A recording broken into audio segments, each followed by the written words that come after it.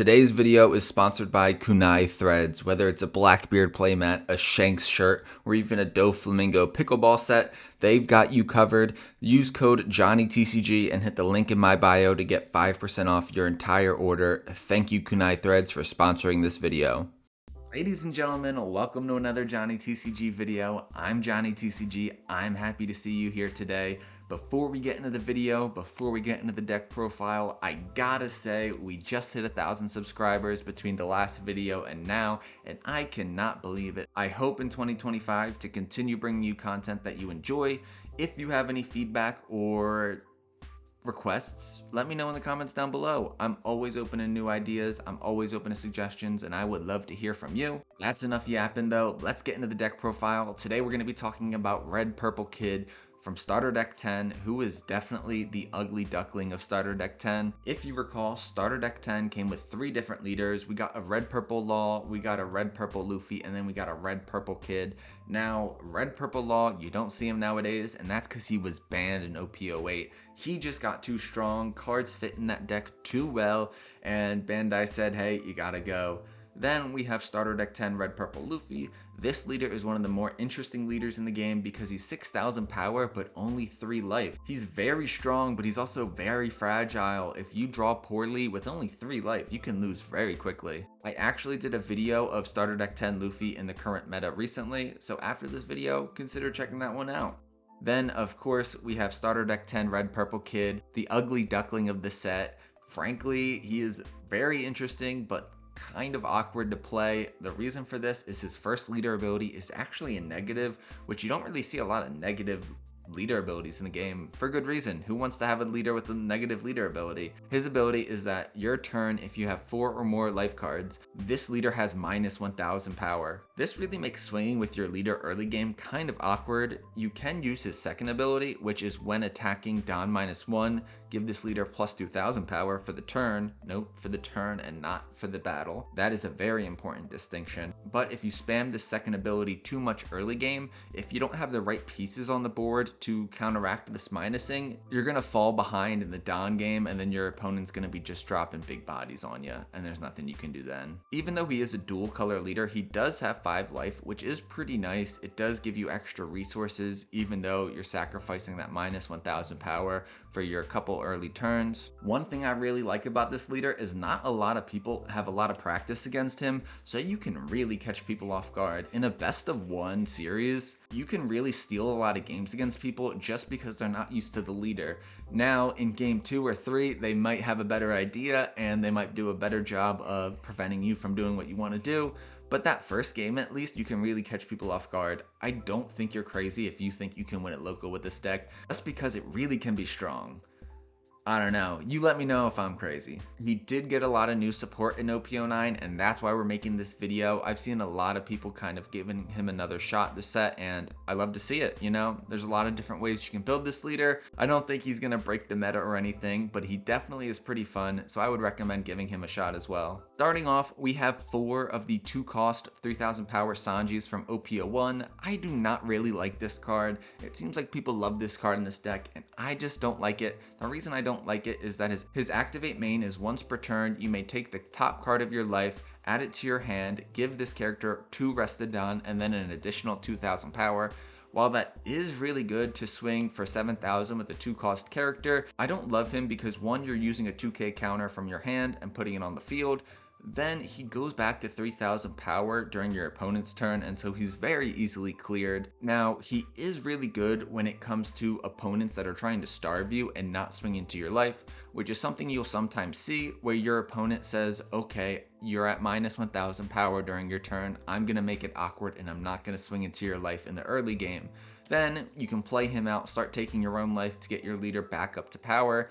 That makes sense, but for the most part, I don't love him. Maybe that's just a me thing though. Next, we've got 3 of the 8-cost Monkey D. Dragon from OP07. I love this card. 8 cost, 9,000 power is strong, He's got Rush. He's got the on-play ability to give 2 rested Dawn to either your leader or one of your characters. This is great to apply a lot of pressure in one turn. You can even give it to him just to swing even bigger at 11,000. That's not bad depending on the situation. Yeah, I think 3 is a great number for that. Next, of course, we gotta include 10 cost Shanks from OP09. It seems like a lot of red decks are running this card in this set. Just because he's so strong, how can you not want to run him? He's got 12,000 power, rush. He's got the ability that during your opponent's turn and your turn, your opponent's characters are minus 1,000 power. This is really strong. With some of the ramp cards in our deck, if you can ramp and get him out early, your opponent's going to be in a lot of trouble because they're going to have a hard time removing him from play. I love him, but only as a 2 of. I don't think you really need to run a lot of him, but if you do, I'd hear you out. Next, we have the start of the new OP09 support that Kid got specifically. That is the 4 cost 4,000 power Wire. He's a 2k counter, which is great. And then he's got an interesting ability that Dawn ×1 if your leader has 7,000 power or more. This character gains Rush. This is an interesting way to get around a Blackbeard using his ability to prevent you from using on-play abilities. So if you're in a pinch and need a Rush card, this could be a great option. He combos well with your leader ability. At the end of the day, worst case scenario, he's just a 2k that is searchable. Next, we've got the man, the myth, the legend, 10 cost Gold D Roger, 13,000 power, the strongest card in the game. This card is half meme, half goated. 13,000 power Rush with the ability that if you or your opponent are at 0 life and then your opponent activates blocker this turn, your opponent loses the game. That is crazy and will simply win you games in certain situations. Now, it is super situational, so you don't often get to take advantage of his ability, but worst case scenario, he's a 13,000 rush card, and even worse scenario, you can just use him to trash with your 0 cost event. Next, we have 4 EB01 Bond Clays. I love this card. 4 cost, 1,000 power. On play, you get to set it on as active. This helps you with your ramp, which we love to do in this deck. Then when attacking, you may copy the power level of one of your opponent's characters and swing with that. Now, this card is super easily removed in the meta. It's not like the end of the world if it does get removed, just because you did get to set it on as active, which is just good enough value on its own. I really like him as a 4 of. If you don't, I'd be curious as to your reasoning. Next, we've got one of the rocks of this deck, and that is 5 cost Eustace Captain Kidd from OP05. 5 cost, 6,000 power, 1k counter. Then he's got the ability that synergizes perfectly with our leader. That's when you return a Dawn to your Dawn deck. You may set a Dawn from your Dawn deck as active, so you get that Dawn right back as active, which is really good, especially with our leader ability. Then, if you have 2 of these on the field and you use leader ability to return 1 Dawn, you actually get 2 Dawn back. That's Dawn profit. Who doesn't love that? Next, we have what is basically a miniature 5 cost Kidd, and that is the 3 cost Charlotte Pudding. Her ability is the same as Eustace Captain Kidd, except you get that Dawn back as rested. So not as good, but for 3 cost, it's still pretty solid. You can play this out on turn 2 if you're on the odd curve, and then swing with leader ability and get that Dawn right back, which is pretty good. I think she's good at 3, just because you have some other 3 Dawn options that are pretty solid as well. But let me know if you feel otherwise. Next, we have one of my favorite cards in this deck, new OP09 Kid Pirate support, and that is 5 cost 5,000 power killer. That stat line is not anything crazy, but what we do love is his on play effect. I get so excited about this, ladies and gentlemen. On play, Dawn -1, choose one of your Kid Pirates leaders and set them as active. This combos amazingly with our leader, especially with our leader ability of going plus 2,000 for the turn. That is not a once per turn ability, so you can use it twice. You can use it on your first swing, set your leader as active with killer, and then swing again using leader ability again. This is amazing to finish the game, and I don't want to spoil anything, but this will come up in the gameplay, and so stay tuned for that. Next up, we're running 4 7 cost 7,000 power Sanji from OP09. This is not specifically made for Red Purple Kid, but I think he's just a generically good card, so we're running him. On play, Dawn -1, this character gains Rush, and you get to rest one of your opponent's cost 6 or less characters. This is strong to get around a late game blocker. This is strong if you really want to control the board and they've got a character that you really want to get rid of this turn, for example a Bond. That could be an issue next turn. 4 might be a little steep. I don't really know if you need 4, but that's what I'm rocking now. And next, we have a great 3 Dawn option when you're on the odd curve. 3 cost 5,000 power Eustace Captain Kidd from OP09. This is some of the new support we're talking about. On play, you take the top card from your life and add it to your hand. Then you get to set a Don as active. You can give this Don to your leader and swing for 5,000. You give it to your leader and swing for 5,000 plus the 2,000 using leader ability. At the end of the day, he is a 3-cost 5,000 body, which we really like to swing into our opponent the following turn, if he can stay on board, of course. He doesn't have any counter, which I find a little bit surprising. I feel like he would not have been broken if they just gave him 1k of counter, but it is what it is. We're still going to run him at 4. 2 9-cost secret rare Luffy's from OP09. This card is really good, especially if we can get him out early. 9 cost, 10,000 power is strong. On play, Don -1, he gets rush, and you get to draw a card, which that card is very important late game when you're probably low in hand size. There's not a lot to say about him, just a solid big body to run. Next, we have 4 Usohachis from starter deck 18. This is just a 2k counter that is searchable, but then has a really good late game effect when you're at 8 Don. You can play him out, and then his on play is resting one of your opponent's cost 5 or less characters. This is really good if your opponent's just sitting behind one low cost blocker. Throw this down, rest the blocker, go for game.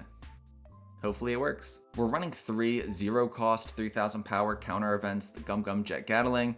Nothing too much to say about it, just a good solid 0-cost event. We're running 2 when you're at sea, you fight pirates. This is a look at the top 3 searcher, but you get to look for Straw Hats, Kid Pirates, and Heart Pirates. This really feels like it never misses. Only looking at the top 3 does feel pretty bad, but you also get a trigger for it.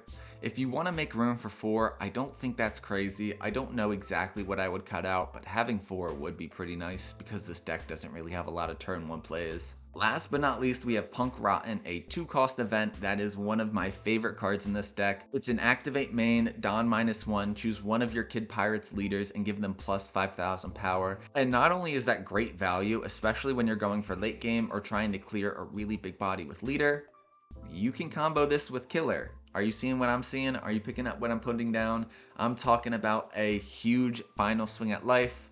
You'll see in the gameplay that this card is really strong. As you can see, ladies and gentlemen, there are dozens of cards that I think you can make an argument to be in the deck. There's a lot of different ways you can build this leader. You can go full aggro, you can go a little bit more control. There's only so much room in the deck though, and you gotta make cuts somewhere. But that's the one cool thing about this leader is that you really can make it in a lot of different ways. I don't think you can go wrong with any of these cards. I think there's merit to putting them in the deck. I would love to hear your thoughts on the overall build and some of these also honorable mentions in the comments down below. Before we get into the gameplay, of course I've got a giveaway for you. Johnny TCG always has a giveaway for you. Today we're going to be giving away a custom red purple kid leader using art from the Treasure Cruise game.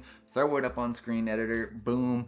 All you have to do to enter this giveaway is 1, leave a like, and 2, leave a comment. If this video gets 15 likes in the first 24 hours, I will send it to one US-based commenter completely free. That's all you gotta do, ladies and gentlemen. 1, leave a like, and 2, leave a comment. And if you're feeling so inclined, consider hitting that subscribe button down below. We may have met that 1,000 threshold, but now we're on to 2,000. So if you like the content, if you want to see more games, more unboxings, more deck profiles, consider hitting that subscribe button down below. It would mean a lot. And with that being said, roll the gameplay. Our first game of the day is going to be against Purple Luffy from OP05. It just got a ton of new support in OP09, and this deck has gotten so much stronger. We are going to be on the even curve, and we are going to start off with the when you're at sea, you fight Pirate Searcher. We take the Sanji 2k. I don't know if I'll play him out, but he's just a good 2k to have in hand. Of course, they are going to use leader ability to ramp 1 Don. They're going to start with a 5,000 swing at me. I am going to take this, and we do get the Punk Rotten. We will use that trigger. I wonder if I will regret that later, though, just because Punk Rotten is such a good card late game. I always have to debate whether or not I want to keep it, but that ramp is really helpful. I do have the 7-cost Sanji that I would love to get on the board. I'm going to start off with a Bon Clay play, letting me ramp 1 Don. Now I'm debating whether or not to put that Sanji on the field too, and I decide to do that. Now I'm going to swing 6,000 with my leader. I use leader ability because technically I'm still at minus 1,000, so that brings me to 6,000. 6,000 swing, though, will probably counter out of this, I'd say, or maybe they'll take this. I don't know. I'm really happy I didn't establish a body that they can use to copy with Mr. 2 Bon Clay. That's one of the reasons why I preferred to play Mr. 2 Bon Clay in this situation over the 3-drop Eustace Captain Kid I have in my hand. They will give us the 2K counter, Hitokiri Kamazo, and I will pass to them. They are going to be at 7 Don, and you know what that means. It's going to be Luffy Taro time. Hopefully it's not a Luffy Taro and a Sangoro, but that's what I'm expecting to see. They will use their leader ability again and ramp to 8 Don, which is interesting. I wonder if they have an 8 Don play, or they're just going to swing 6,000 with leader and then still do a 7 Don play. 6,000 at me, I'm debating on giving a 2K, but I will just take this. We get the Eustace Captain Kid 5-cost blocker. Then they will do the Luffy Taro play and play out the Zoro Joro. That is better than seeing the Sangoro, but still a very intimidating board.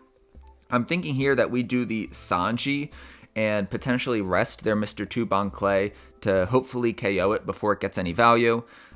One issue I find with our 2-cost Sanji is that by the time I'm ready to use it, I'm feeling a little bit nervous about taking a life. Maybe it's just me. In this situation, I don't need to, but hypothetically, I could be pressuring their life here. We're going to go 3,000 at the Mr. 2 Bon Clay. I imagine they'll give us this. If they want to counter out with all their cards in hand, that is fine with me too, because then we just swing at it again with Eustace Captain Kid. Now I'm debating on what order I should do this in. I'm just going to go 5 with my leader, not use leader ability because I want to be at 8 Don next turn. Try to get to 10 as soon as possible. I do like playing a little bit more of a ramp style in this deck instead of just completely aggro and sacrificing Don every turn. They're going to counter out of my 5,000 swing. We'll do 7,000 with Sanji, which they will take. No trigger, and I will just pass. I'm not going to turn my Mr. 2 Bon Clays sideways yet and attack with him. Maybe I should have, but he would just get cleared right off the board.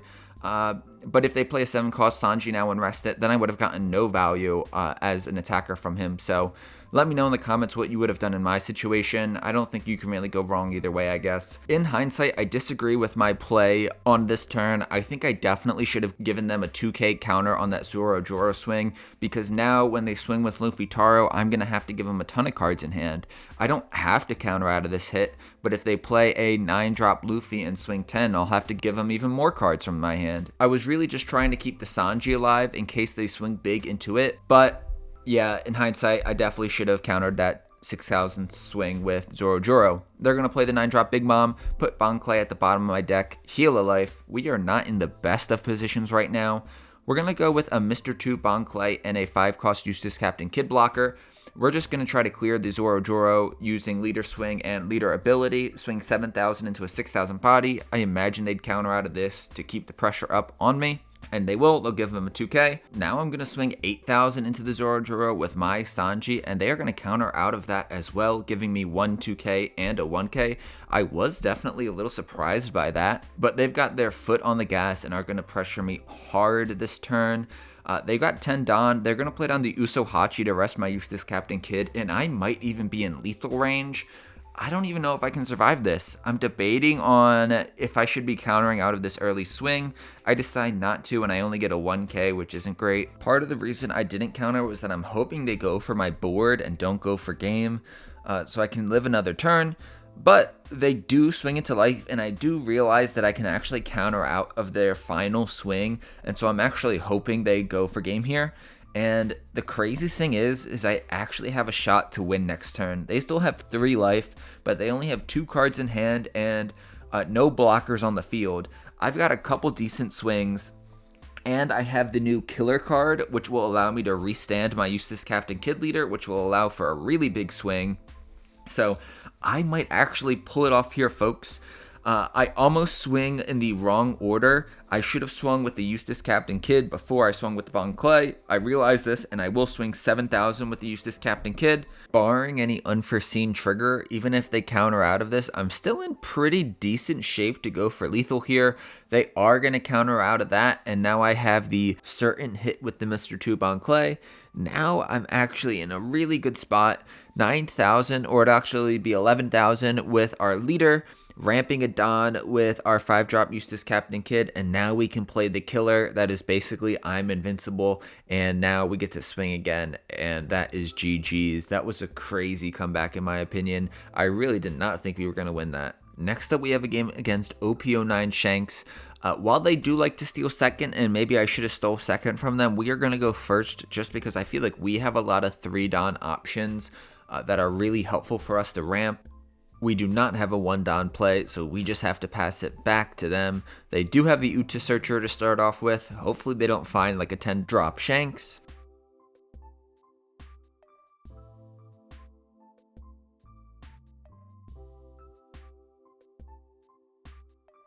Being able to apply at least a little bit of pressure early on is a pretty good feeling. They'll be able to move this attack down to just being 5,000 power, which would only require 1,000 of counter, but hey, it's better than nothing. We're able to get some pressure on them. They'll take the life and I'll pass it to them. For 4 Don, we could see a Lucky Roo.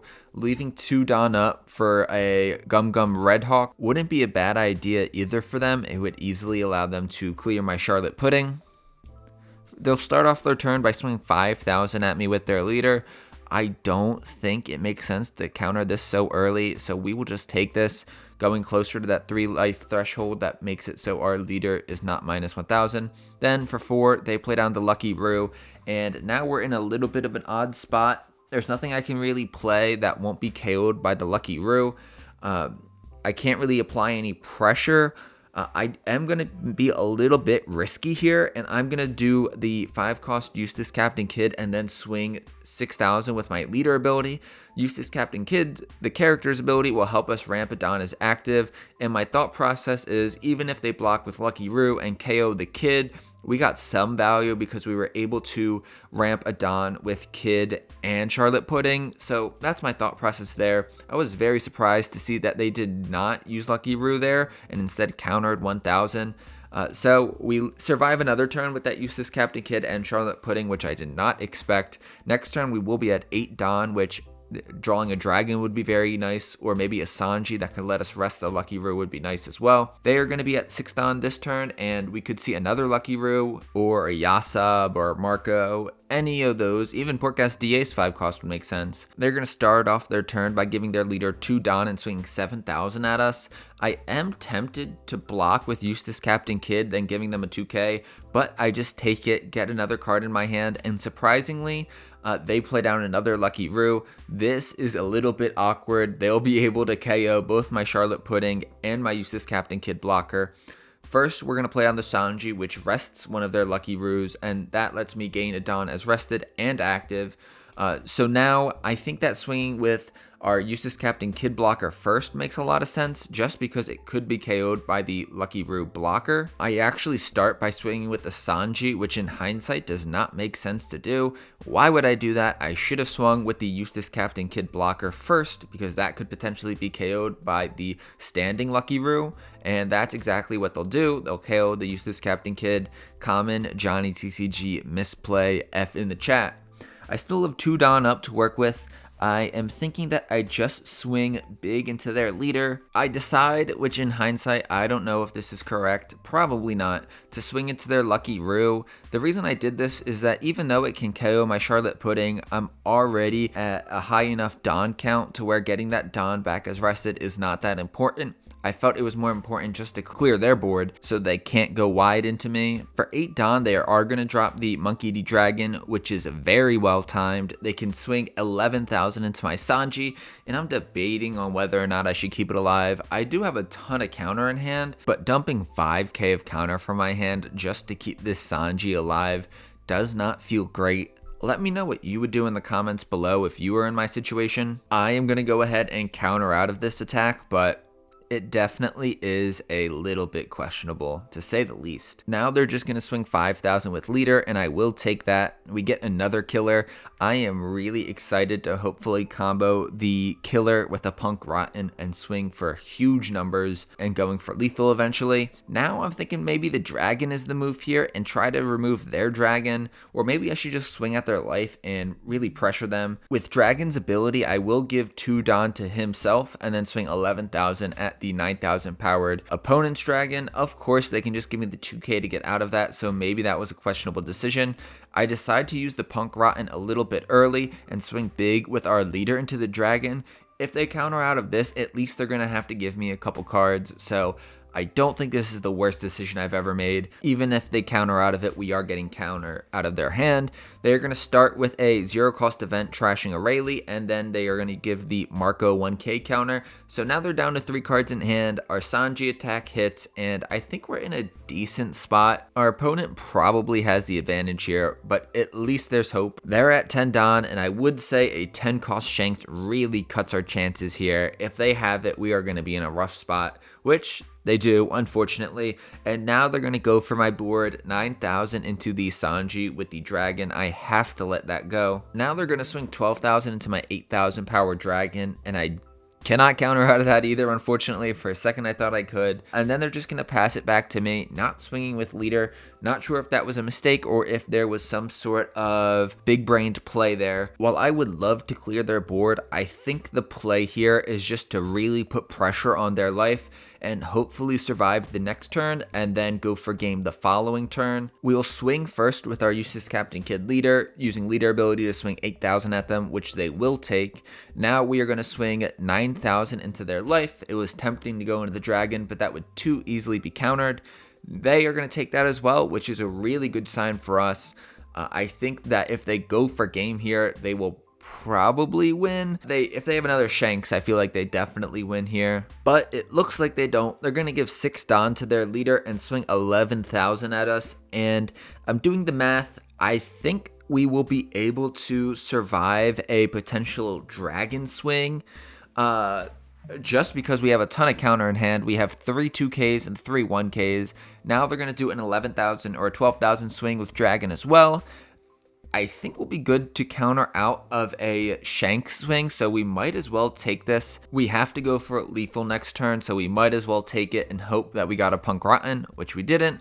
Now they are going to swing 13,000 into Monkey D. Luffy, and we can easily counter that, which we are really happy about. That's going to be huge for us. That'll be a nice swing into their leader this turn. Of course, we're going to do Monkey D. Luffy swing, Eustace Captain Kid swing, then use the killer to restand our kid, and then swing again. We're going to start off by giving 1 Don to Luffy and swing 10,000 at them. I imagine they'll counter out of this if they can.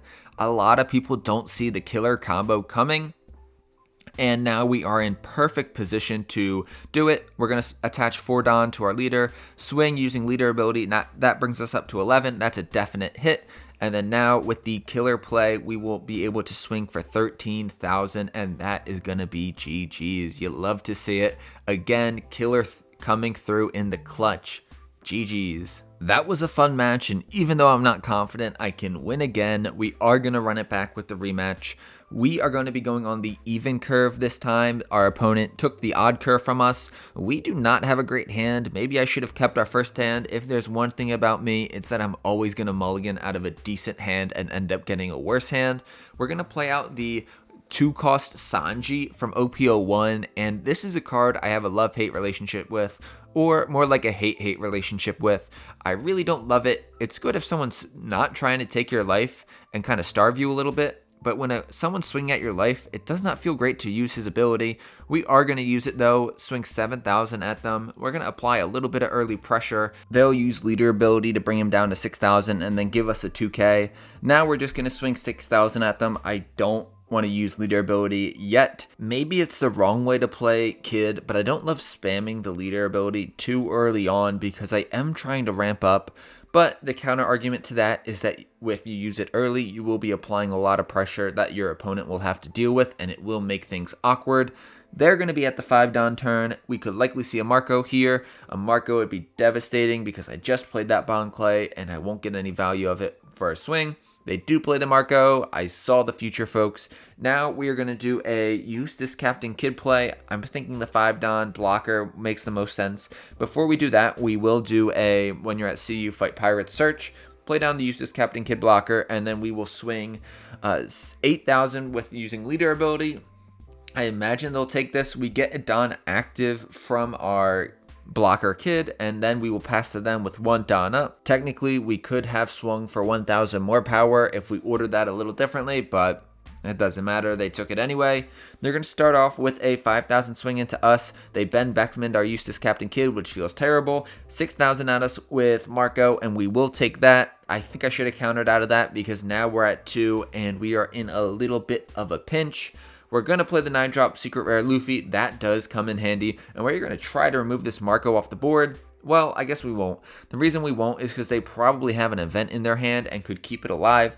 I decide just to put pressure on their life instead, do what we did last game, and really just make a final strong push. We have a lot of 2Ks in hand, which is pretty comforting. Unfortunately, we did use Killer as a counter, and I definitely regret that in hindsight. I should have kept that Killer because as we saw last game, being able to restand your Kid leader and swing for 13,000 is just way too strong not to do. They've got 9 Don to work with, and I'm kind of shaking in my boots because they probably have a Dragon or a Rayleigh. Either way, those would both be awkward options for me to deal with. And on top of that, we're down to 7 Don once I use my leader ability.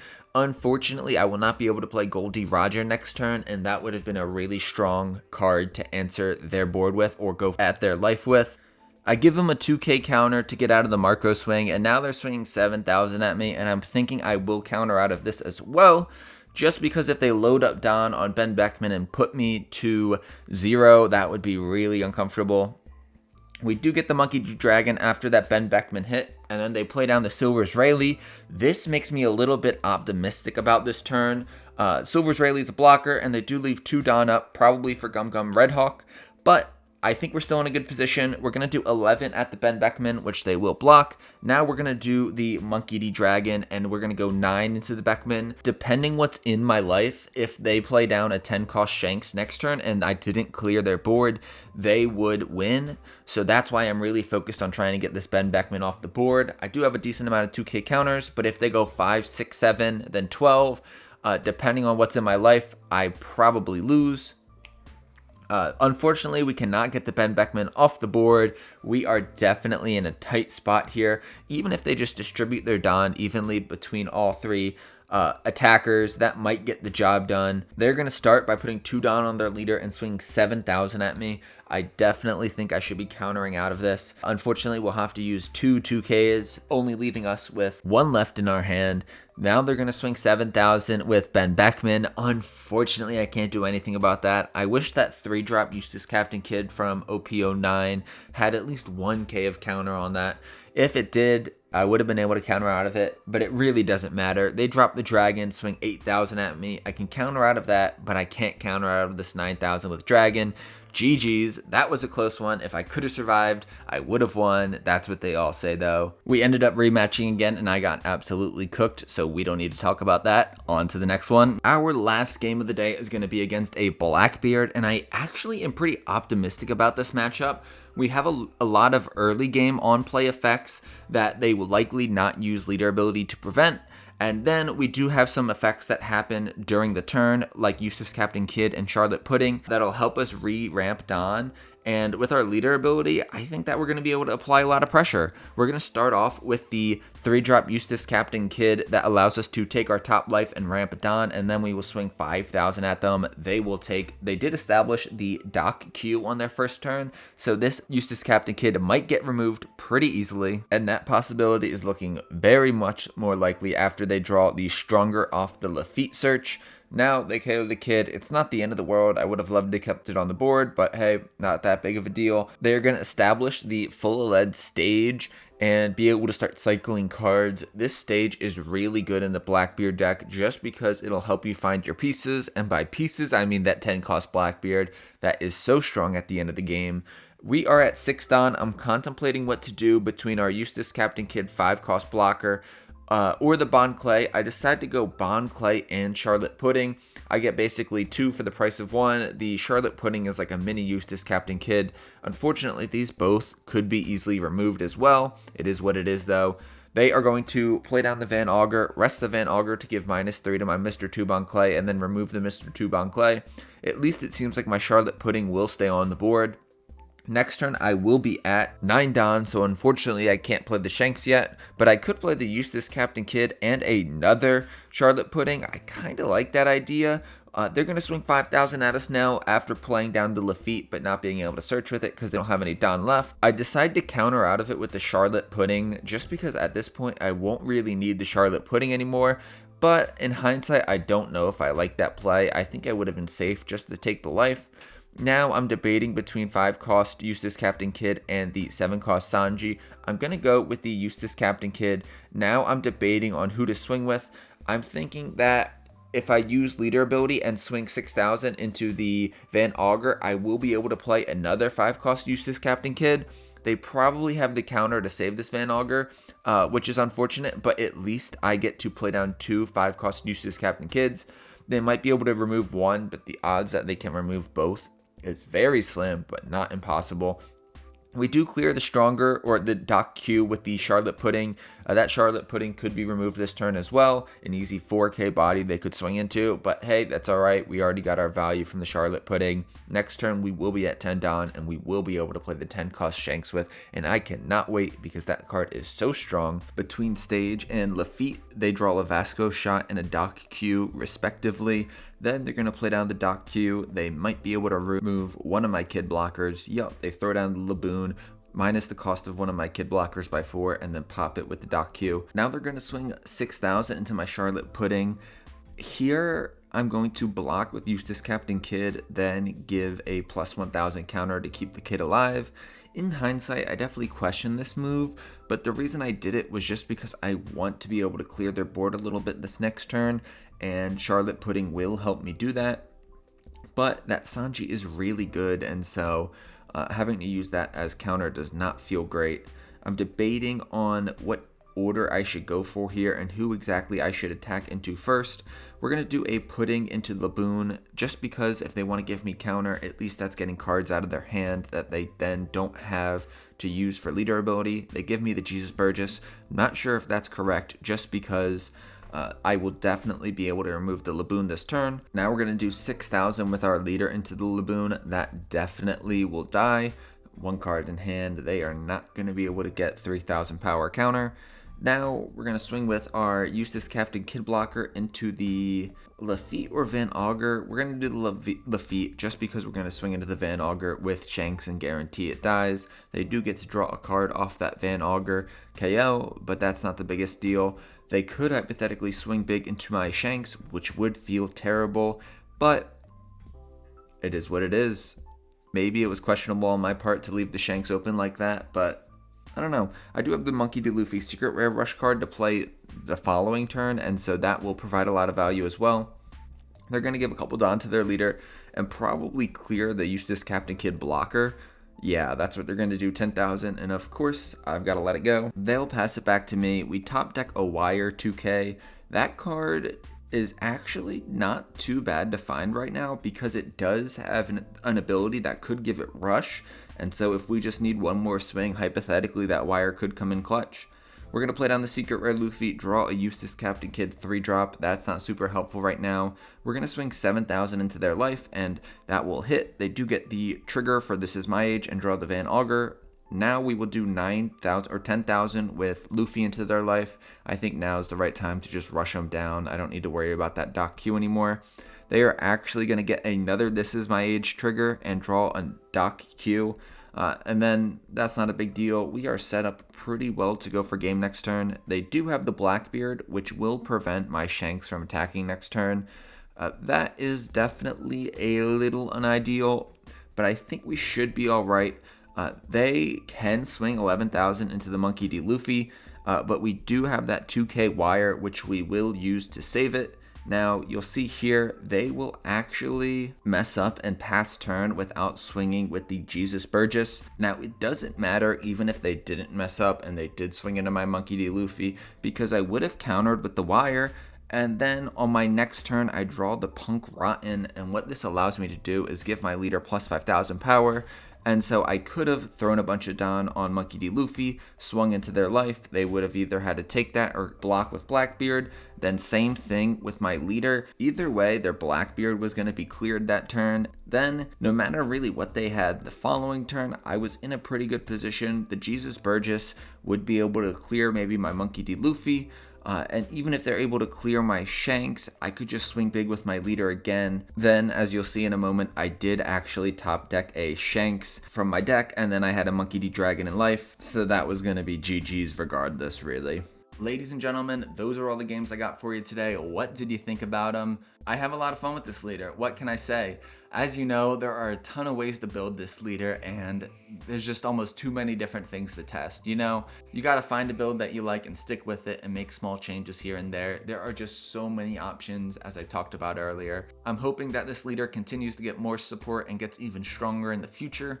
I don't think he really is gonna be meta right now, but he is a really fun deck to catch your opponent off guard with. And yeah, that's all I gotta say. If you wanna win the custom leader, all you gotta do is 1, leave a like, and 2, leave a comment. This has been a Johnny TCG video. Peace. Don't forget to subscribe.